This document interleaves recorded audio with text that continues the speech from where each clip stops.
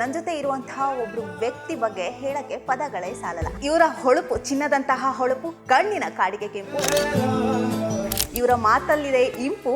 S, ನಾಚ್ಕೊಂಡ್ರೆ ಇವರ ಕೆನ್ನೆ ಆಗುತ್ತೆ ಕೆಂಪು.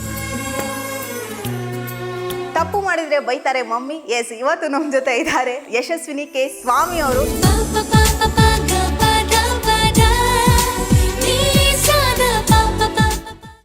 ಈ ಕೆಲಸ ಬಗ್ಗೆ ಬಂದಾಗ ನಾನು ಹೇಳಲೇಬೇಕು, ಯಶಸ್ವಿನಿ ಅವರು ಎಷ್ಟು ಬ್ಯುಸಿ ಇದ್ದಾರೆ ಅಂತ. ನಮ್ಮ ಸ್ಪೀಡ್ ನ್ಯೂಸಿಗೆ ಇಂಟರ್ವ್ಯೂ ಕೊಡೋಕ್ಕೆ 10-15 ಸರಿ ಕೇಳಿ ಇವತ್ತು ಫ್ರೀಯಾಗಿ ಬಂದಿದ್ದೀರಾ.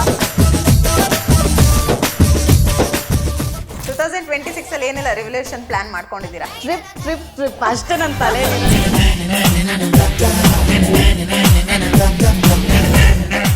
ಯಾವತ್ತಾದ್ರೂ ಪೋಸ್ಟರ್ ಮೇಲೆ ಕ್ರಶ್ ಆಗಿದೆಯಾ? ಆಗಿದೆ.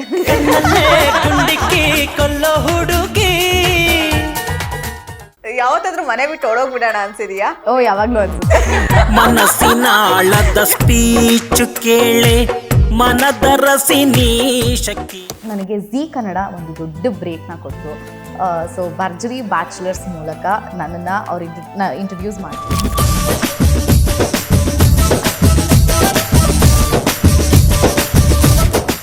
ಸಿಕ್ಕಾಪಡೆ ಫ್ಲರ್ಟ್ ಮಾಡ್ತಾನೆ, ಇಲ್ಲ ಅಂತ ಏನಿಲ್ಲ. ನಾನು ನನ್ನ ಜೊತೆ ಫ್ಲರ್ಟ್ ಮಾಡ್ತಾನೆ, ಗಗನ ಜೊತೆ ಫ್ಲರ್ಟ್ ಮಾಡ್ತಾನೆ, ಇವಾಗ ಕಾವ್ಯ ಜೊತೆ ಫ್ಲರ್ಟ್ ಮಾಡ್ತಿದ್ದಾನೆ ಅಷ್ಟೇ.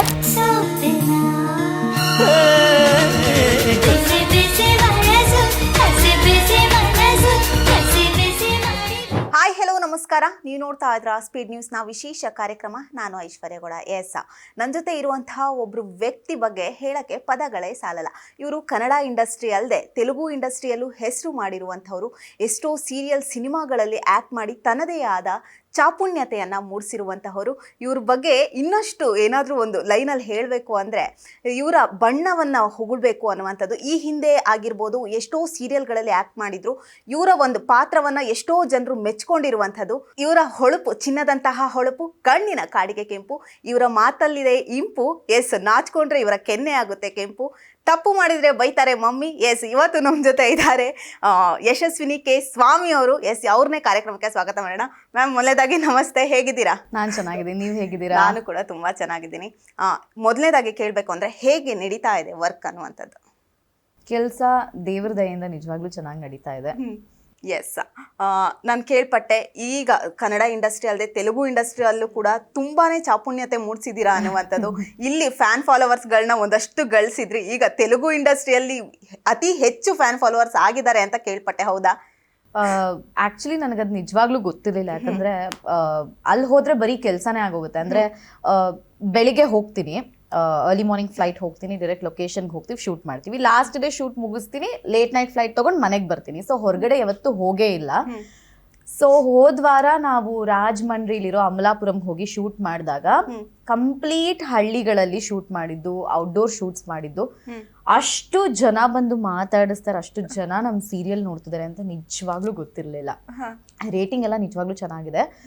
ಆದರೂ ಜನ ಬಂದು ಹೇಳ್ದಾಗ ಗೊತ್ತಾಗುತ್ತೆ, ಓಕೆ ನಮ್ಮ ಸೀರಿಯಲ್ನ ಇಷ್ಟು ನೋಡ್ತಿದ್ದಾರಾ ಅಂತ.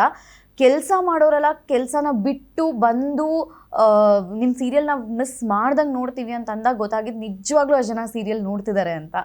ಸೊ ಅಲ್ಲೂ ತುಂಬ ಚೆನ್ನಾಗಿ ನಡೀತಾ ಇದೆ ಆ್ಯಕ್ಚುಲಿ.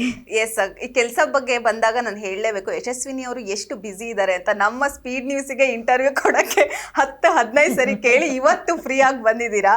ಎಸ್, ಈ ಬ್ಯುಸಿ ಶೆಡ್ಯೂಲ್ ಬಗ್ಗೆ ಹೇಳೋದಾದ್ರೆ ಮ್ಯಾಮ್? ಇಲ್ಲ, ನೀವು ಹಾಗಂದ್ರೆ ನಾನು ಏನು ಹೇಳಿ ಗೊತ್ತಾಗ್ತಾ ಇಲ್ಲ. ಎಲ್ಲರೂ ಹಾಗೆ ಅನ್ಕೊಂಡ್ಬಿಡ್ತಾರೆ ಇವಾಗ, ಓಕೆ ಯಶಸ್ವಿನಿ ನಿನಗಾದ್ರೂ ಕರಿಯೋದಾ ಅಂತ ಯೋಚನೆ ಮಾಡಕ್ಕೆ, ಅಯ್ಯೋ ಬೇಡಪ್ಪ ಅವಳು ಬ್ಯುಸಿ ಇದ್ದಾಳೆ. ಆ್ಯಕ್ಚುಲಿ ಬ್ಯುಸಿ ಇರೋಲ್ಲ, ನಾನು ಟೈಮ್ ಮಾಡ್ಕೊತೀನಿ. ಸದ್ಯಕ್ಕೆ ನಾನು ಝೀ ಕನ್ನಡದಲ್ಲಿ ಲಕ್ಷ್ಮೀ ನಿವಾಸ ಮಾಡ್ತಾ ಇದ್ದೀನಿ, ಹಾಗೆ ಉದಯ ಟಿವಿಯಲ್ಲಿ ಮೈನಾ ಮಾಡ್ತಾ ಇದ್ದೀನಿ, ಹಾಗೆ ಸ್ಟಾರ್ ಮಾಲಿ ಇಂಟಿಂಟಿ ರಾಮಾಯಣಂ ಅಂತ ಮಾಡ್ತಾ ಇದ್ದೀನಿ. ಇದ್ರ ಮಧ್ಯೆ ಸಹ ನಾನು ಡೆಫಿನೆಟ್ಲಿ ಟೈಮ್ ಮಾಡ್ಕೊಂಡು ಎಲ್ಲ ಕೆಲಸಗಳನ್ನೂ ಮಾಡ್ತಿದ್ದೀನಿ. ಎಸ್, ಹೇಳಲೇಬೇಕು, ಇವಾಗ ಕನ್ನಡ ಸೀರಿಯಲ್ಗಳಂತ ಬಂದಾಗ ಇಲ್ಲೇ ಬೆಂಗಳೂರಲ್ಲಿ ಇರುತ್ತೆ. ಈಗ ತೆಲುಗು ಅಂತ ಬಂದಾಗ ಹೈದರಾಬಾದ್ ಕಡೆ ಇರುತ್ತೆ. ಹೆಂಗೆ ಜರ್ನಿ ಹೇಗಾಗ್ತಾ ಇದೆ ಅಂತ?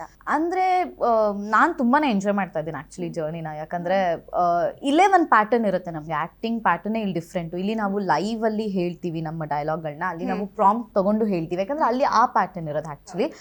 ಸೊ ನನ್ನ ಜರ್ನಿ ತುಂಬಾ ಚೆನ್ನಾಗಿದೆ, ಯಾಕಂದರೆ ಇಲ್ಲಿ ಮುಗಿಸ್ತೀನಿ ಕನ್ನಡ, ಅಂದರೆ ಈ ಒಂದು ಕನ್ನಡ ಅಲ್ಲಿ ಈ ಥರ ಆ್ಯಕ್ಟ್ ಮಾಡಿ ಅಲ್ಲಿ ಹೋಗಿ ಸ್ವಿಚ್ ಆಗ್ಬೇಕು ಆ್ಯಕ್ಚುಲಿ ನಾವು. Entirely different character, different personality, different working format ಅಂತಲೇ ಹೇಳ್ಬೋದು. ನಾನಂತೂ ಸ್ಟಾರ್ಟಿಂಗ್ ಅನ್ಕೊತಾ ಇದ್ದೆ, ಅಲ್ಲಿಂದ ಇಲ್ಲಿ ಬಂದಾಗ ಆ್ಯಕ್ಚುಲಿ ಅಲ್ಲಿನ ಥರನೇ ಬಿಹೇವ್ ಮಾಡ್ತಿದ್ದೆ, ಇಲ್ಲಿಂದ ಅಲ್ಲಿಗೆ ಹೋದಾಗ ಇಲ್ಲಿನ ಥರ ಬಿಹೇವ್ ಮಾಡ್ತಾ ಇದ್ದೆ. ಇವಾಗ ತುಂಬ ಅಡ್ಜಸ್ಟ್ ಆಗಕ್ಕೆ ಸ್ಟಾರ್ಟ್ ಆಗಿಬಿಟ್ಟಿದ್ದೀನಿ. ಆ್ಯಂಡ್ ಜರ್ನಿ ಬಗ್ಗೆ ಹೇಳಬೇಕು ಅನ್ನೋ ಹಾಗಿದ್ರೆ ನಿದ್ದೆ ಇರಲ್ಲ ಅಷ್ಟೇ, ಇನ್ನೇನು ಇಲ್ಲ. ನನ್ನನ್ನು ಸೆಟ್ಟಲೆಲ್ಲ ಅದೇ ರೇಗಿಸೋದು. 1 ಸೆಕೆಂಡ್ ನನ್ನ ಬಿಟ್ಟರೆ ನಾನು ಮಲ್ಕೊಂಡ್ಬಿಡ್ತೀನಿ. ನಾನು 1 ನಿಮಿಷನೂ ವೇಸ್ಟ್ ಮಾಡಲ್ಲ, ಯಾಕಂದರೆ ಅರ್ಲಿ ಮಾರ್ನಿಂಗ್ ಫ್ಲೈಟ್ ಅಂತಂದರೆ ನಾನು ಆಲ್ಮೋಸ್ಟ್ ಮಧ್ಯರಾತ್ರಿ 3 ಗಂಟೆಗೆ ಎದ್ದಿರಬೇಕಾಗುತ್ತೆ. ಸೊ ಕಟ್ ಅಂದಿದ ತಕ್ಷಣ ಹಿಂಗೆ ಮಲ್ಕೊಂಡ್ಬಿಟ್ಟಿರ್ತೀನಿ. ಎಲ್ಲರೂ ಅಮ್ಮ ಏನು ನಿದ್ದೆ ಮಾಡ್ತೀನಿ ಅಂತ, ಯಾಕಂದ್ರೆ ನನಗೆ ಗೊತ್ತಿರುತ್ತೆ ನಾನು ನಿದ್ದೆ ಮಾಡಿರಲ್ಲ ಅಂತ. ಈಗಲೇ ಗಮನಿಸ್ತಾ ಇದ್ದೆ, ಫುಲ್ ಸಣ್ಣ ನಿದ್ದೆನೇ ಇಲ್ಲ. ಲಾಸ್ಟ್ 10 ದಿವಸ ನಾವು ಆ್ಯಕ್ಚುಲಿ ಅಮಲಾಪುರಮಲ್ಲಿ ಶೂಟ್ ಮಾಡ್ಕೊಂಡು ಬಂದಿರೋದು, ನಿದ್ದೆನೇ ಇಲ್ಲ. ಬಟ್ ಹೆಂಗ್ ಕಂಟ್ರೋಲ್ ಮಾಡ್ತಿದ್ದೀರಾ ಮ್ಯಾಮ್ ನಿದ್ದೆನ? ಮಾಡಲ್ಲ, ಅದೇ ಕಷ್ಟ ನಂಗೆ. ನಿದ್ದೆ ಹೆಂಗ್ ಬರ್ತಿರುತ್ತೆ ಅಂತಂದ್ರೆ ಒಂದು ಚೇರ್ ಸಿಕ್ಕಿದ್ರು ಮಲ್ಕೊಂಡ್ಬಿಟ್ಟಿರ್ತೀನಿ ನಾನು. ಇಲ್ಲಿ ಯಶಸ್ವಿನಿ ಅಂತ ಹುಡುಕ್ತಾರೆ, ಅವಳ ಮಲ್ಕೊಂಡಿರ್ತಾಳೆ ಬಿಡು, ಹಂಗಿರೋದು ನಂದು ಆ್ಯಕ್ಚುಲಿ ಅಲ್ಲಿ. ಬಟ್ ಕಷ್ಟ ಆಗ್ತಾ ಇದೆಯಾ ಅಥವಾ ಇಷ್ಟಪಟ್ಟು ಮಾಡ್ತಾ ಇದ್ದೀರಾ? ನಂಗೆ ಯೂಶಲಿ ಇಷ್ಟ. ನನಗೆ ನನ್ನ ಕೆಲಸ ಮಾಡ್ತಾನೆ ಇರಬೇಕು. ನನ್ನ ಫ್ರೆಂಡ್ಸ್ ಅಥವಾ ನನ್ನ ಕ್ಲೋಸ್ಡ್ ಸರ್ಕಲ್ಗೆ ಗೊತ್ತಿರುತ್ತೆ ಆ್ಯಕ್ಚುಲಿ. ಒಂದು ದಿವಸ ಮನೇಲಿ ಕೂತ್ಕೊಂಡ್ರೆ ನನಗೆ ಆಗೋದೇ ಇಲ್ಲ. ನಮ್ಮ ಅಮ್ಮನೇ ಬೈತಿರ್ತಾರೆ, ಒಂದಿನ ಮನೇಲಿ ಇದೆಯಾ ಮಲ್ಕೊ ನೀನು ಅಂತ. ಇಲ್ಲ, ನಾನು ಮಲ್ಕೊಳ್ಳಲ್ಲ, ಬೇರೆ ಏನಾದ್ರು ಶೂಟ್ಸ್ ಪ್ಲ್ಯಾನ್ ಮಾಡ್ತೀನಿ ಅಂತ ಹೇಳಿ ಇವಾಗ ರೀಸೆಂಟಾಗಿ ಸಾಂಗ್ ಶೂಟ್ಸ್ನ ಮಾಡೋದಕ್ಕೆ ಸ್ಟಾರ್ಟ್ ಮಾಡಿದ್ದೀನಿ ಆ್ಯಕ್ಚುಲಿ. ಸೊ ನನಗೆ ಹೆಂಗೆ ಅಂತಂದರೆ ಜನರಿಗೆ ನಾನು ಏನೋ ಒಂದು ಕೊಡ್ತಾ ಇರಬೇಕು, ಎಂಟರ್ಟೈನ್ ಮಾಡ್ತಾ ಇರಬೇಕು, ಅಥವಾ I have to be busy ಅಷ್ಟೇ. ನಾನು ಆಗ್ಲೇ ಜರ್ನಿ ಅಂತ ಅಂದೆ, ನೀವು ಅದ್ರ ಬಗ್ಗೆ ಒಂದು ಎಕ್ಸ್ಪ್ಲೇನ್ ಮಾಡಿದ್ರಿ. ನಿಮ್ಮ ಒಂದು ಸಾಮಾಜಿಕ ಜಾಲತಾಣದಲ್ಲಿ ನೋಡಿದ್ರೆ, ಇನ್ಸ್ಟಾಗ್ರಾಮ್ ತೆರೆದ್ಬಿಟ್ಟು ನೋಡಿದ್ರೆ ಟ್ರಿಪ್ಗಳೇ ಇರುತ್ತೆ. ಈ ಬಿಸಿ ಶೆಡ್ಯೂಲ್ ಮಧ್ಯೆ ಟ್ರಿಪ್ಗಳೆಲ್ಲ ಹೋಗ್ತಾ ಇರ್ತಿಲ್ಲ, ಹೆಂಗೆ ಅದಕ್ಕೆ ಹೆಂಗೆ ಟೈಮ್ ಕೊಡ್ತಾ ಇದ್ದೀರಾ? ಅಂದರೆ ನನಗೆ ಟ್ರಾವೆಲಿಂಗ್ ಅಂದರೆ ತುಂಬ ಇಷ್ಟ. ಅಮ್ಮ ಯಾವಾಗಲೂ ಹೇಳೋರು, ದೇಶ ಸುತ್ತು ಕೋಶ ಓದು ಅಂತ. ಡೆಫಿನೆಟ್ಲಿ ಕೋಶ ಓದಲ್ಲ ನಾನು, ಅದೇನೋ ಐ ಡೋಂಟ್ ರೀಡ್ ಬುಕ್ಸ್. ನಮ್ಮಮ್ಮ ಹೇಳ್ತಿರ್ತಾರೆ ಫ್ರೀ ಆದಾಗ ಕೂತ್ಕೊಂಡು ಬುಕ್ ಓದು ಅಂತ. ಬಟ್ ಗೊತ್ತಿಲ್ಲ, ನಾನು ಪ್ರಾಬಬ್ಲಿ ಅದು ಮಾಡಿಲ್ಲ. ನನಗೆ ಸುತ್ತದಂದರೆ ಸಿಕ್ಕಾಪಟ್ಟೆ ಇಷ್ಟ. ಅಂದರೆ I like exploring different countries. So ನಾನೇನು ಮಾಡ್ತೀನಿ, ಒಂದು ವರ್ಷಕ್ಕೆ ನಾನು ಒಂದು ಕಂಟ್ರಿ ಕವರ್ ಮಾಡಲೇಬೇಕಂತ ಹೇಳಿ ನಾನು ಪ್ಲ್ಯಾನ್ ಮಾಡ್ಕೊಂಬಿಟ್ಟಿರ್ತೀನಿ. ಸೊ ಫಸ್ಟಿಂದನೂ ಅವ್ರಿಗೂ ಹೇಳಿರ್ತೀನಿ, ಸೊ ದಟ್ ಅವ್ರ ಒಂದು ಸ್ಕೆಡ್ಯೂಲ್ ಡಿಸ್ಟರ್ಬ್ ಆಗಬಾರ್ದು. ಬಿಕಾಸ್ ಈ ಥರ 3 ಸೀರಿಯಲ್ಗಳಲ್ಲಿ ನನ್ನನ್ನು ನಂಬ್ಕೊಂಡು ಒಂದು ಕತೆ ಅಂತ ಬರೆದಿರ್ತಾರೆ. ಸೊ ನಾನು ಇಲ್ಲ ಅಂದರೆ ಏನು ಮಾಡ್ತಾರೆ ಅನ್ನೋ ಕ್ವೆಶನ್ ಆಗಿಬಿಡುತ್ತೆ. ಅದಕ್ಕೆ ಒಂದು 3-4 ತಿಂಗಳ ಹಿಂದೆನೇ ಸರ್ ಈ ಥರ ಹೋಗ್ತಾ ಇದ್ದೀನಿ ನಾನು, ಇಷ್ಟು ದಿವಸ ಇರಲ್ಲ, ಸೊ ಮುಂಚೆನೇ ಕತೆ ಹೆಂಗಿರುತ್ತೆ ಹಂಗೆ ಮಾಡ್ಕೊಳ್ಳಿ ಅಂತ ಹೇಳಿನೇ ನಾನು ಮಾಡಿಕೊಟ್ಟೆ ಹೋಗೋದು ಆ್ಯಕ್ಚುಲಿ. ಇದೆಲ್ಲದರ ನಡುವೆ ಮನೆ ಸಪೋರ್ಟ್ ಕೂಡ ತುಂಬಾ ಇಂಪಾರ್ಟೆಂಟ್ ಆಗಿರುತ್ತೆ. ಹೇಗೆ ಎಲ್ಲಾದ್ರೂ ಶೂಟ್ಗೆ ಹೋಗ್ಬೇಕಾದ್ರೇನು ಪೇರೆಂಟ್ಸ್ ಬರ್ತಾರಾ ಅಥವಾ ಏನ್ ಕತೆ ಅನ್ನುವಂಥದ್ದು, ಹೇಗಿದೆ ಸಪೋರ್ಟ್? ನಾನು ಆ್ಯಕ್ಚುಲಿ ನನ್ನ ಜರ್ನಿ ಸ್ಟಾರ್ಟ್ ಮಾಡಿದ್ದು ನನ್ನ 10th ಆದಮೇಲೆ. ಸೊ 10th ಆದಮೇಲೆ ಸ್ಟಾರ್ಟ್ ಮಾಡಿದ್ದು. ನಾನು ತುಂಬ ಸ್ಟೂಡಿಯಸ್ ಹುಡುಗಿ ಆಯಿತಾ. ನಾನು ಹೇಗೆ ಅಂತಂದರೆ ಫಸ್ಟ್ ರ್ಯಾಂಕೇ ಬರಬೇಕು ಅಂತ ಓದ್ತಿದ್ದಿದ್ದು ಹುಡುಗಿ ನಾನು. ನಂಗೆ ಆ್ಯಕ್ಟಿಂಗು, ಯಾರಾದರೂ ಬಂದ್ಬಿಟ್ಟು ಫೋಟೋ ತೆಗಿತಾರೆ ಅಂತಂದರೆ ನಾನು ಹಿಂದೆ ಹೋಗಿ ನಿಂತ್ಕೊತಿದ್ದೆ. ನನಗೆ ಅಷ್ಟು ಕ್ಯಾಮ್ರಾ ಶೈ, ಒಂಥರ ನಾನು ಜನರಿಗೆ ಕಾಣಿಸ್ಕೊಳ್ಳೋದು ಬೇಡ ಅನ್ನೋ ಥರ ಇರ್ತಿದ್ದವಳು. ಸೊ 10th ಆದಮೇಲೆ ನನ್ನ ತಮ್ಮ ಆ್ಯಕ್ಚುಲಿ ಆ್ಯಕ್ಟಿಂಗ್ ಕ್ಲಾಸಲ್ಲಿ ಕಲಿತಾ ಇದ್ದಿದ್ದು, ಬಣ್ಣ ಅಂತ ಹೇಳಿ. ಸೊ ಅಲ್ಲಿ ಕೆಲವೊಂದು ಸಲ ನಾನು ಡಾನ್ಸ್ ಪರ್ಫಾರ್ಮೆನ್ಸ್ಗಳನ್ನ ಮಾಡ್ತಾಯಿದ್ದೆ. ಮಾಡುವಾಗ 10th ಆದಮೇಲೆ ನನ್ನನ್ನು ಅನುರೂಪ ಅಂತ ಒಂದು ಸೀರಿಯಲ್ ಬರ್ತಿತ್ತು ಅವಾಗ, ಅಲ್ಲಿಗೆ ನನ್ನನ್ನು ಕರ್ಕೊಂಡು ಹೋಗಿದ್ದು. ಅಲ್ಲಿ ಒನ್ ಆಫ್ ದ ಮೆಂಬರ್ನನ್ನು ಕರ್ಕೊಂಡು ಹೋಗಿದ್ದು. ಸೊ ಹಾಗೇ ಸ್ಟಾರ್ಟ್ ಆಗಿದ್ದು. ಸೊ ಡೇ 1ಇಂದ ನಮ್ಮಮ್ಮ ನನ್ನ ಜೊತೆ ಶೂಟಿಂಗಿಗೆ ಬಂದೇ ಬರ್ತಾರೆ. ಬೆಳಿಗ್ಗೆ 4 ಗಂಟೆಗೆ ಎದ್ದೇಳೋದು, ನನಗೋಸ್ಕರ ತಿಂಡಿ ಅಡುಗೆಗಳೆಲ್ಲ ಮಾಡೋದು, ಮನೇಲಿ ಅಡುಗೆ ಮಾಡಿರೋದು ನನ್ನ ಜೊತೆ. ನನಗೆ ಆವಾಗ ಒಂದು ಕಾಸ್ಟ್ಯೂಮ್ ಎತ್ತಿಟ್ಕೊಳ್ಳೋಕೆ ಸಹ ಬರ್ತಾ ಇರಲಿಲ್ಲ. ನಮ್ಮಮ್ಮ ಕಾಸ್ಟ್ಯೂಮ್ ಎಲ್ಲ ಎತ್ತಿಡೋದು, ನನ್ನ ಜೊತೆ ಬರೋದು. ಸೊ ಇದು ಆಲ್ಮೋಸ್ಟ್ ನನಗೆ ಲಾಸ್ಟ್ ಒಂದು 2 ವರ್ಷದಿಂದ ಬರ್ತಿಲ್ಲ ಅಷ್ಟೇ. ಪ್ರತಿ ವರ್ಷ ಬರೋರು, ಪ್ರತಿ ದಿನ ಬರೋರು. ಸೊ ನನ್ನ ತಂದೆ ತಾಯಿ, ನನ್ನ ತಮ್ಮ 3 ಜನ ತುಂಬ ಸಪೋರ್ಟಿವ್ ಆಗಿದ್ದಾರೆ ನನಗೆ. ಖಂಡಿತ ಹೇಳಲೇಬೇಕು. ಒಂದಷ್ಟು ಜನ ಮನೆಗಳಲ್ಲಿ ಹೇಗೆ ಅಂದ್ರೆ ಸಪೋರ್ಟ್ ಮಾಡೋದೇ ಇಲ್ಲ, ಬೇಡ ಬಿಡು ಆಕ್ಟಿಂಗ್ ಅಂದ್ರೆ ಬೇರೆ ನಿಮ್ಮ ಮನೆಯಲ್ಲಿ ಈ ರೀತಿ ಸಪೋರ್ಟ್ ಮಾಡೋದು ಒಂದ್ ರೀತಿ ಹೆಮ್ಮೆ ಅಂತ. ಹೇಗೆ ಏನ್ ಹೇಳ್ತೀರಾ ಅಂತ? ನಾನು ಲಕ್ಕಿ ಅಷ್ಟೇ ಆ ವಿಷಯದಲ್ಲಿ. ಸಪೋರ್ಟ್ ಅಂತ ಬಂದರೆ ತುಂಬಾ ಸಪೋರ್ಟಿವ್ ಆಗಿದ್ದಾರೆ ಅಮ್ಮ ಅಂತೂ. ಆ್ಯಂಡ್ ಅಮ್ಮ ನನ್ನ ಜೊತೆ ಬಂದು ಅಂದರೆ ನೋಡಿರೋದ್ರಿಂದ, ಇನ್ಫ್ಯಾಕ್ಟ್ ನಾನು ಸ್ವಲ್ಪ ಕಡಿಮೆನೇ ಆವಾಗ ಮಾತಾಡ್ತೀನಿ. ಯಾಕಂದರೆ ನಾನು ಓದ್ತಿದ್ದರಿಂದ ಫಸ್ಟ್ PU ಸೆಕೆಂಡ್ PU ಟೈಮಲ್ಲೆಲ್ಲ ನಾನು ಓದ್ತಾ ಇರಬೇಕಿತ್ತು, ಅಸೈನ್ಮೆಂಟ್ಸ್ ಇರೋದು ಸಾಕಷ್ಟು. ಸೊ ಅಮ್ಮನೇ ಎಲ್ಲರ ಜೊತೆ ಬೆರೀತಾ ಇದ್ರು. ನಾನು ಕಟ್ ಅಂದಿದ ತಕ್ಷಣ ನಾನು ಓದ್ಕೋಬೇಕಿತ್ತು, ಅಸೈನ್ಮೆಂಟ್ಸ್ ಮಾಡ್ಕೋಬೇಕಿತ್ತು. ಸೊ ಅಮ್ಮ ತುಂಬ ಚೆನ್ನಾಗಿ ಜೆಲ್ಲಾಗೋರು. ಸೊ ಅಮ್ಮಂಗೆ ಆ ಒಂದು ನಂಬಿಕೆ, ಏನಕ್ಕೆ ಹಂಗೆಲ್ಲ ಮಾತಾಡ್ತಾರೆ, ನನ್ನ ಮಗಳ ಜೊತೆ ನಾನೇ ಹೋಗ್ತೀನಿ, ನಮ್ಗೆ ಆ ಥರದ್ದೆಲ್ಲ ಏನೂ ಇಲ್ವಲ್ಲ. ಇನ್ಫ್ಯಾಕ್ಟ್ ನಮ್ಮಮ್ಮಂಗೆ ಹೆಂಗೆ ಅಂದರೆ ಇವಾಗಲೂ ಅಷ್ಟೇ, ಯಾರಾದರೂ ಆವಾಗ ನಾನು ಕೆಲಸ ಮಾಡಿರೋರು ಸಿಕ್ಕಾಗ ನನ್ನನ್ನು ವಿಚಾರಿಸಲ್ಲ, ನಿಮ್ಮ ತಾಯಿ ಹೇಗಿದ್ದಾರೆ ಅಂತಲೇ ವಿಚಾರಿಸಲ್ಲ. ಓಕೆ. ಸೊ ಅಷ್ಟು my mother is used to the set. Yes. ನೀವಾಗ್ಲೇ ಅಂದ್ರಿ ಒಂದು ವರ್ಷಕ್ಕೆ ಇಷ್ಟು ಟ್ರಿಪ್ ಅಂತ ಮಾಡಿದೀನಿ. ಈ ವರ್ಷ ಎಲ್ಲೆಲ್ಲಿ ಕಡೆ ಸುತ್ತಿದ್ರಿ? ಇವಾಗ ನೆಕ್ಸ್ಟ್ 2026 ಬೇರೆ ಬರ್ತಿದೆ. ಈ ವರ್ಷ ನಮ್ಮ ಅಮ್ಮನ ಹತ್ರ ಬೈಸ್ಕೊಂಡಿರೋದು ಅಷ್ಟಿಷ್ಟ. ನಾನು ಈ ವರ್ಷ ನಾನು 3 ಸಲ ಹೋಗಿದ್ದೀನಿ ಆಕ್ಚುಲಿ. ವಿಯೆಟ್ನಾಂ ಹೋಗಿದ್ದೆ, ಮಲೇಷ್ಯಾಗ ಹೋಗಿದ್ದೆ, ಅಂಡ್ ರೀಸೆಂಟ್ ಆಗಿ ಬಾಲಿಗೆ ಹೋಗ್ಬಿಟ್ಟು ಬಂದೆ. ಒಂದಿದ್ದು 3 ಆಗೋಯ್ತು ಈ ಸಲ. ನಮ್ಮ ಅಮ್ಮ ಹೇಳ್ಬಿಡಿದ್ರು ಸ್ಟ್ರಿಕ್ಟ್ ಆಗಿ 2026 ಎಲ್ಲೂ ಹೋಗಂಗಿಲ್ಲ ಅಂತ. ಬಟ್ ನಾನು ಹೋಗ್ತೀನಿ. ಹೌದಾ? ಏನಂತ ಬೈದಿದ್ರು ಅಮ್ಮ? ಈ ಬರೀ ಸುತ್ತದೇ ಆಯ್ತು. ನಮ್ಮಮ್ಮ ಏನಂದ್ರೆ I have to save something for future ಅಂತ, ವಿಚ್ ಇಸ್ ರಿಯಲಿ ಗುಡ್. ಇಲ್ಲ ಅಂತ ನಾನು ಹೇಳಲ್ಲ. ಬಟ್ ನಾನೇನಂದ್ರೆ ನಾನು ಆ ಕ್ಷಣ ನಾನು ಎಂಜಾಯ್ ಮಾಡ್ಬೇಕು, ನಾನು ಆ ಕ್ಷಣಕ್ಕೆ ನಾನು ಬದುಕಬೇಕು ಅಂತ ನಂದು ಒಂದು ಫಿಲಾಸಫಿ. ಬಟ್ ಅಮ್ಮ ಹೇಳೋದು ಸತ್ಯನೇ. ನೋಡೋಣ ಮುಂದಕ್ಕೆ. 2026 ಅಲ್ಲಿ ಏನೆಲ್ಲ ರೆವಲ್ಯೂಷನ್ ಪ್ಲಾನ್ ಮಾಡ್ಕೊಂಡಿದ್ದೀರಾ? ಟ್ರಿಪ್ ಹೋಗ್ತೀನಿ ಡೆಫಿನೆಟ್ಲಿ, ಇಲ್ಲ ಅಂತಲ್ಲ. ಮಿಸ್ ಮಾಡೋಂಗೆ ಇಲ್ಲ. ಟ್ರಿಪ್ ಅಷ್ಟೇ ನನ್ನ ತಲೆಯಲ್ಲಿರೋದು. ಅದು ಬಿಟ್ಟು ಬೇರೆ ಮದ್ವೆ ಗಿದ್ವೆ ಏನಾದ್ರು? ಮದ್ವೆ ಸದ್ಯಕ್ಕಿಲ್ಲ ಬೇಡ ಅಂತ ಬಿಟ್ಬಿಟ್ಟಿದ್ದೀರಾ? ಬೇಡ ಅಂತ ಏನಿಲ್ಲ. ನಾನು ಅದನ್ನೇ ಹೇಳೋದು. ನಮ್ಮಮ್ಮನೂ ನನ್ನ ಕೇಳ್ತಾರೆ ಯಾಕೆ ಮದ್ವೆ ಆಗಲ್ವಾ, ಇಂಟ್ರೆಸ್ಟ್ ಇಲ್ವಾ ಅಂತ. ಮದ್ವೆ ಆಗಲ್ಲ ಅಂತಲ್ಲ, ರೈಟ್ ಪಾರ್ಟ್ನರ್ ನನಗೆ ಸಿಕ್ಕಾಗ ನಾನು ಮದ್ವೆ ಆಗೇ ಆಗ್ತೀನಿ. ಎಸ್. ಹಾಗಂತ ಮದ್ವೆ ಆಗ್ಲೇಬೇಕು, ನನಗೊಬ್ಬ ಪಾರ್ಟ್ನರ್ ಬೇಕೇ ಬೇಕು ಅಂತ ನನಗೆ ಮದ್ವೆ ಆಗ್ಬೇಕಂತೇನಿಲ್ಲ. ಯಾಕಂದ್ರೆ ಇವಾಗ ಇಂಡಿಪೆಂಡೆಂಟ್ ಆಗೇ ಇದೀನಿ, ನಾನು ಹಾಗೆ ಇರ್ತೀನಿ.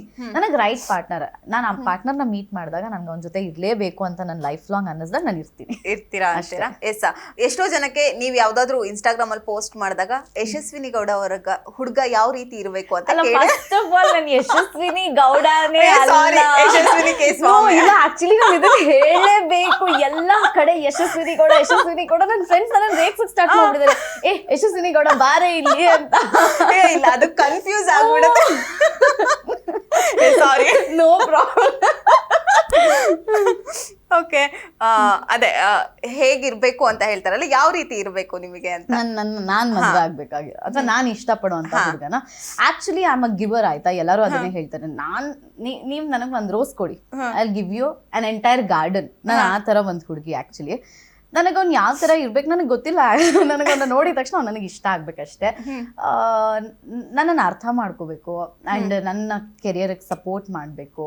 ಜೆಲಸ್ ಇರಬಾರ್ದು. ನಂಗೆ ಆಕ್ಚುಲಿ ತುಂಬಾ ಪೊಸೆಸಿವ್ ಆಗಿರೋ ಹುಡುಗ ಸಿಕ್ಕಾಪಟ್ಟೆ ಇಷ್ಟ. ಆಮೇಲೆ ಗೊತ್ತಿಲ್ಲ, ನಾನೇ ಎಲ್ಲದಕ್ಕೂ ಅಡ್ಜಸ್ಟ್ ಆಗ್ಬಿಡ್ತೀನಿ. ಅವ್ನು ಅಡ್ಜಸ್ಟ್ ಆಗಕ್ ನಾನು ಅವಕಾಶನೇ ಮಾಡ್ಕೊಡಲ್ಲ, ಗೊತ್ತಾ? ಹಾಗಂತೀರಾ? ಎಸ್. ಹಂಗಿದ್ರೆ ನಿಮ್ಮ ಪ್ರಕಾರ ಪ್ರೀತಿ ಅಂದ್ರೆ ಏನು ಅಂತ? ನಮ್ಮಮ್ಮ ಇಲ್ಲೇ ಬೇರೆ ಕೂತಿದ್ದಾರೆ. ಇಲ್ಲ, ತಲೆಯಿಂದ ತೆಗ್ದಾಕ್ಬಿಡಿ, ಅಮ್ಮ ಇಲ್ಲಿದ್ದಾರೆ ಅಂತ. ಓಕೆ, ನನ್ನ ಪ್ರಕಾರ ಪ್ರೀತಿ ಅಂದ್ರೆ ನಂಬಿಕೆ ಅಷ್ಟೇ. ನಂಬಿಕೆ ಇದ್ರೆ, ಇವಾಗ ಓಕೆ ನಾನು ಒಂದು ಶೂಟಿಂಗ್ ಮುಗಿಸ್ಕೊಂಡು 3 ಗಂಟೆಗೆ ಬರ್ತೀನಿ ಅಂತಂದ್ರೆ ಬರ್ತಾಳೆ ಅಷ್ಟೇ, ನಂಬಿಕೆ. ಇವಾಗ ಈ ಕಾಲದಲ್ಲಿ ಅದಿಲ್ಲ, ನಂಬಿಕೆ ಇಲ್ಲ. ಅಂಡ್ ನನಗೆ ಗೊತ್ತಿಲ್ಲ, ಒಂದ್ಸಲ ಪ್ರೀತಿ ಆದ್ರೆ ಈ ಕಾಲದಲ್ಲಿ ದೆ ಲೂಸ್ ಫೀಲಿಂಗ್ಸ್ ವೆರಿ ಈಸಿಲಿ. ನನಗೆ ಹಂಗೆ ಬರೋದೇ ಇಲ್ಲ. ನಾನು ಇಷ್ಟಪಟ್ಟಿರೋ ಹುಡುಗನಾಗಿರ್ಬೋದು, ಇವತ್ತಿಗೂ ನನ್ನ ಕೈಲಿ ದ್ವೇಷ ಮಾಡಕ್ ಆಗದೇ ಇಲ್ಲ. ಬಿಕಾಸ್ ನಾನು ಒಂದ್ ದಿವಸ ಅವನನ್ನು ಇಷ್ಟಪಟ್ಟಿದ್ದೆ. ಸೊ ಆ ಪ್ರೀತಿ ಹೆಂಗಿರ್ಬೇಕು ಅಂದ್ರೆ ಲೈಫ್ ಲಾಂಗ್ ಇರಬೇಕು. ಮಧ್ಯದಲ್ಲಿ ಹೋಗೋ ತರ ಪ್ರೀತಿ ಬೇಡ ನನಗೆ, ಲೈಫ್ ಲಾಂಗ್ ಇರೋ ತರ ಪ್ರೀತಿ ಬೇಕಷ್ಟೇ. ಇತ್ತ ಯಾವ್ದಾದ್ರು ಅಂತ? ಹಾ, ಡೆಫಿನೆಟ್ಲಿ ಇತ್ತು. ಆ ಒಂದು ಫೀಲ್ ಯಾವ ರೀತಿ ಇತ್ತು ಅನ್ನುವಂಥದ್ದು, ಮತ್ತೆ ಅದೇ ರೀತಿ ಬೇಕು ಅನ್ನುವಂಥದ್ದು ಏನಾದ್ರು? ಮತ್ತೆ ಅದೇ ರೀತಿ ಡೆಫಿನೆಟ್ಲಿ ಬೇಡ. ಯಾಕಂದ್ರೆ ಅದೇ ರೀತಿ ಇದ್ದಿದ್ರೆ ಇವತ್ತಿಗೆ ಅವ್ನು ಇರ್ತಾ ಇದ್ದ.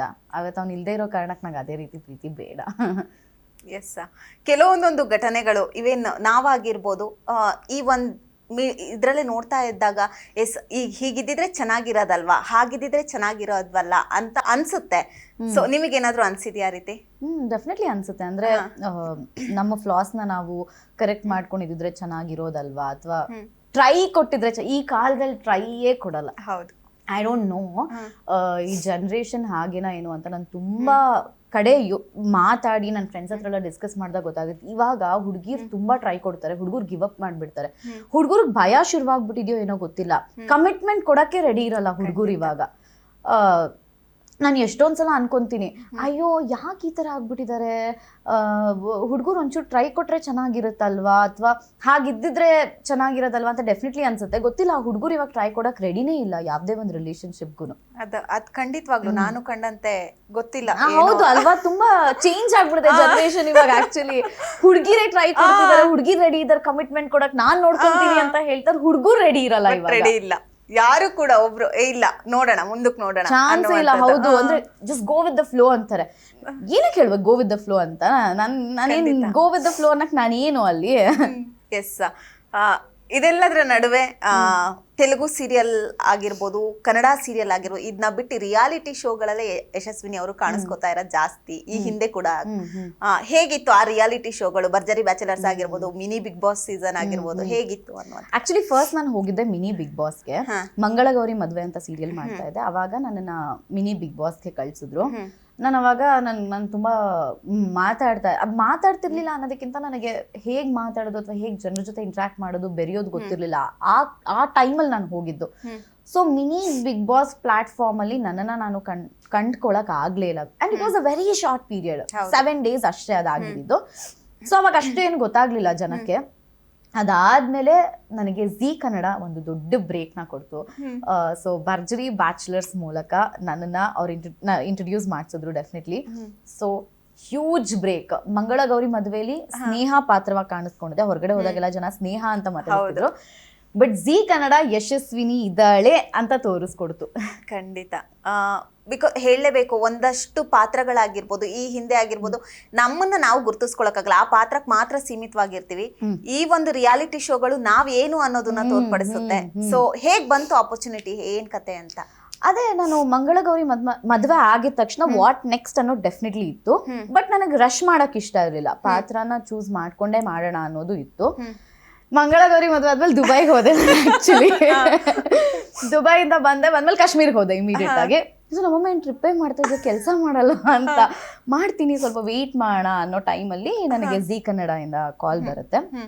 ಕಾಲ್ ಬಂದಾಗ ಈ ಥರದ್ದು ಒಂದು ರಿಯಾಲಿಟಿ ಶೋ, ಆಕ್ಚುಲಿ ಪ್ರೋಮೋ ಎಲ್ಲ ಬಿಟ್ಬಿಟ್ಟಿದ್ರು ಆಲ್ರೆಡಿ, ಭರ್ಜರಿ ಬ್ಯಾಚಲರ್ಸ್ ಅಂತ ಹೇಳಿ ಹುಡುಗರ್ದೆಲ್ಲ ಪ್ರೋಮೋ ಬಿಟ್ಬಿಟ್ಟಿದ್ರು. ಆ ಪ್ರೋಮೋಲಿ ಆ ರಿಯಾಲಿಟಿ ಶೋ ಅಲ್ಲಿ ನಮ್ಮದೇನ್ ಪಾತ್ರ ಅನ್ನೋದು ನನ್ಗೊಂದು ಕ್ವೆಶನ್ ಇತ್ತು. ಸೊ ಬನ್ನಿ ಮಾತಾಡ್ಕೊಂಡು ಹೋಗಿ ಅಂತ ಹೇಳಿದ್ರು. ಅವತ್ತಿನ ದಿವಸ ರಾತ್ರಿ ಹೋಗಿ ಮಾತಾಡಿದಾಗ ತುಂಬಾ ಇಂಟ್ರೆಸ್ಟಿಂಗ್ ಆಗಿತ್ತು. ಯಾಕಂದ್ರೆ ಅದು ಒಂದು ಟ್ರೈ ಕೊಟ್ಟೇ ಇಲ್ಲ ಇಷ್ಟು ದಿನಗಳಲ್ಲಿ ನೋಡ್ಕೊಂಡು ಬರೋ ಹಾಗಿದ್ರೆ. ಸೊ ಅಷ್ಟೇ, ಆ ಒಂದು ಕಾಲು, ಆ ಒಂದು ಮೀಟಿಂಗ್ ಅಲ್ಲೇ fix ಆಯ್ತದು. It was meant to be. Runner up ಕೂಡ ಆಗಿದ್ರಿ. Runner up, yeah. Yes. ಹೇಗಿತ್ತು ಅದಾದ್ಮೇಲೆ ಮುಂದೆ ಯಾವ ರೀತಿ ತಗೊಂಡ್ರಿ ಅನ್ನುವಂಥದ್ದು ರನ್ನರ್ ಅಪ್ ಆದ್ಮೇಲೆ? ಅಂದ್ರೆ ಭರ್ಜರಿ ಬ್ಯಾಚಲರ್ಸ್ ಇಂದ ಕಲಿಯೋ ಅಂತ ತರ ಏನಿಲ್ಲ. It's an entertainment reality show ಅಷ್ಟೇ. ಅಂದ್ರೆ ಜನರಿಗೆ ಎಂಟರ್ಟೈನ್ಮೆಂಟ್ ಆಗಿತ್ತು. ಅಂಡ್ ರನ್ನರ್ ಅಪ್ ಅಥವಾ ವಿನ್ನರ್ ಆಗಿದ ತಕ್ಷಣ ಓಕೆ ಗ್ರೇಟ್ ಅನ್ನೋ ತರ ಎಲ್ಲ ಏನೂ ಇಲ್ಲ ಡೆಫಿನೆಟ್ಲಿ. ಯಾಕಂದ್ರೆ ಅದಾದ್ಮೇಲೆ ನೆಕ್ಸ್ಟ್ ಅನ್ನೋದು ಇದ್ದೇ ಇರುತ್ತೆ ಅಲ್ವಾ ನನಗೆ. ಅದಾದ್ಮೇಲೆ ಇಮಿಡಿಯೇಟ್ ಆಗಿ ಝೀ ಕನ್ನಡ ನಂಗೆ ಲಕ್ಷ್ಮೀ ನಿವಾಸ ಕೊಡ್ತು. ಭರ್ಜರಿ ಬ್ಯಾಚಲರ್ಸ್ ಮುಗಿದಿದ್ ನೆಕ್ಸ್ಟ್ ನನಗೆ ಲಕ್ಷ್ಮೀ ನಿವಾಸ. ಎಸ್, ಲಕ್ಷ್ಮೀ ನಿವಾಸ ಅಂತ ಬಂದಾಗ ಈಗ ನೀವು ಗಮನಿಸಿರ್ಬೋದು, ಒಂದಷ್ಟು ಅಡೆತಡೆ ಅದು ಇದು ವಿಷಯಗಳು ಬರ್ತಾ ಇರುತ್ತೆ. ಸೊ ಅದಾದ್ಮೇಲೆ ನಿಮಗೆ ಏನಾದ್ರು ಆ ರೀತಿ ಆಗಿತ್ತಾ ಸೀರಿಯಲ್ ಕಡೆಯಿಂದ? ಅದೇ ಸೀರಿಯಲ್ ಅಂತ ಇಲ್ಲ, ಬೇರೆ ಸೀರಿಯಲ್ಗಳಿಂದ ನಿಮ್ಮನ್ನ ಆರ್ಟಿಸ್ಟ್ ಆಗಿ ಕರ್ಕೊಂಡು ಇಲ್ಲ ಬೇಡ ನೀವಿಲ್ಲ ಅನ್ನುವಂಥದ್ದು ಏನಾದ್ರು ಆಗಿತ್ತಾ? ಆ ಥರದ್ದೇನೂ ಆಗಿಲ್ಲ ಡೆಫಿನೆಟ್ಲಿ. ಬಟ್ ಎಲ್ಲಾದ್ರಲ್ಲೂ ಪ್ರಾಬ್ಲಮ್ಸ್ ಇದ್ದೇ ಇರುತ್ತೆ ಅಲ್ವಾ.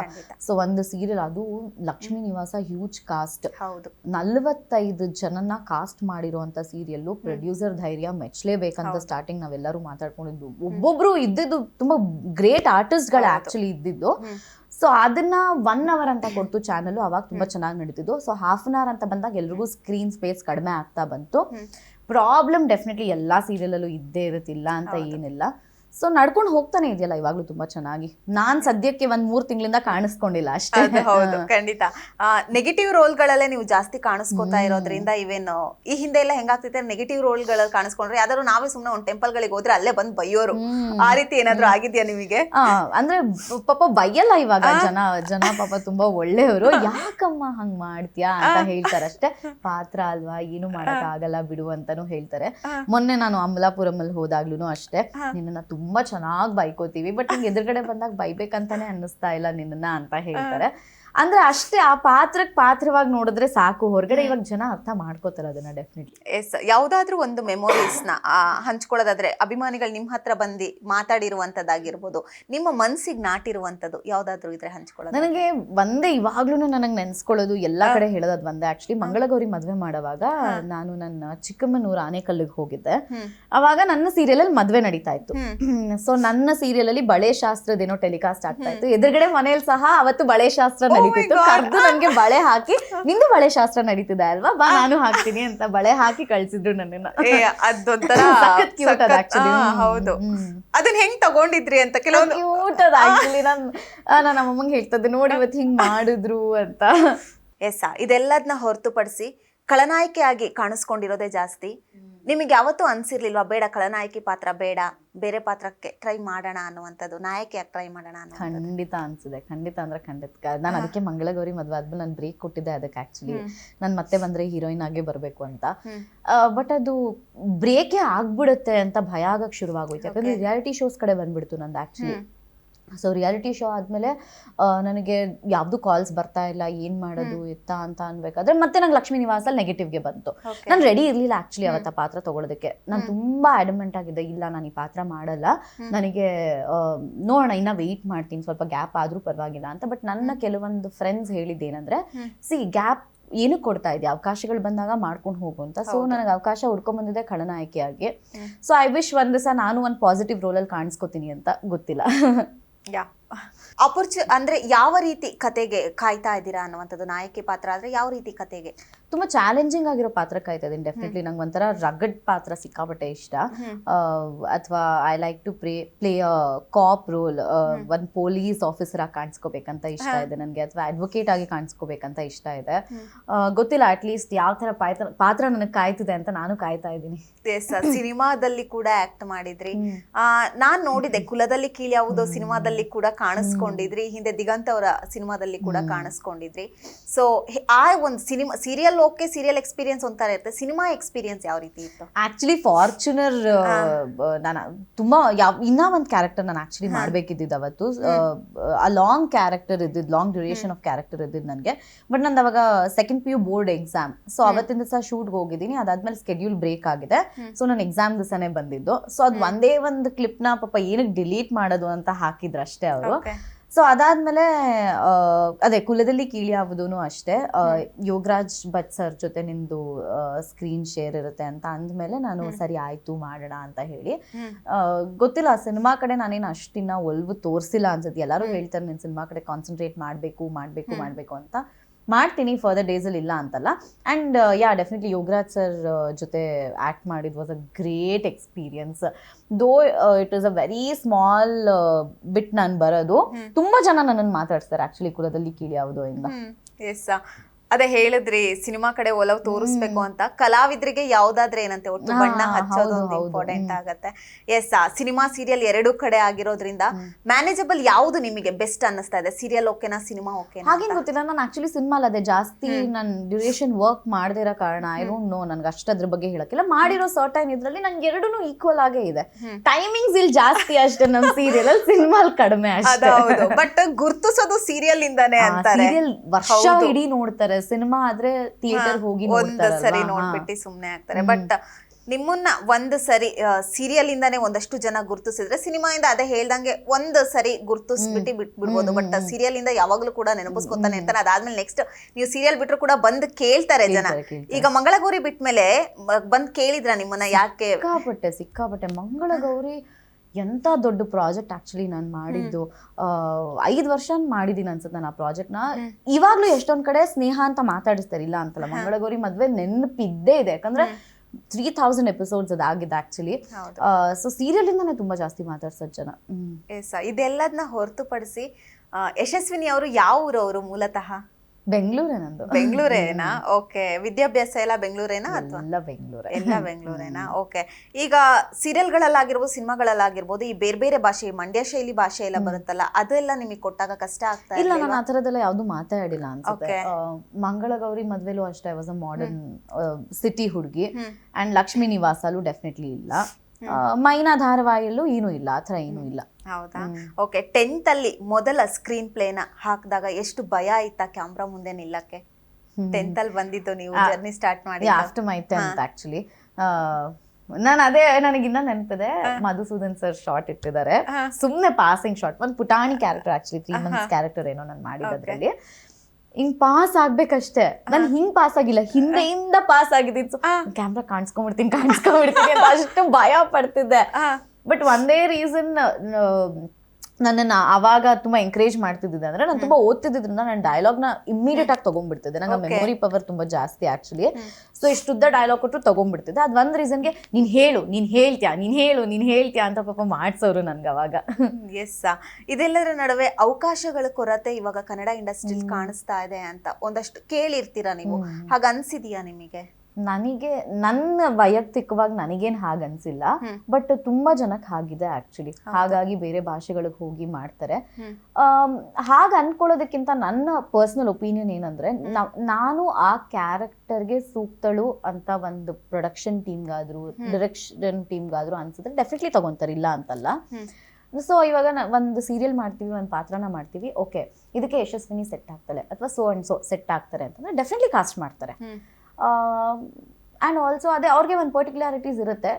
ಕೆಲವೊಂದ್ಸಲನೂ ಇದೆ ಅಂದ್ರೆ ಅವ್ರಿಗೆ ಇನ್ನೂ ಒಂದು ಇವಾಗ ಏನಾಗ್ಬಿಟ್ಟಿದೆ ಅಂತಂದ್ರೆ, ಹೊಸಬ್ರಿಗೆ ಅವಕಾಶ ಕೊಡೋದಕ್ಕೆ ಶುರು ಮಾಡಿದ್ದಾರೆ.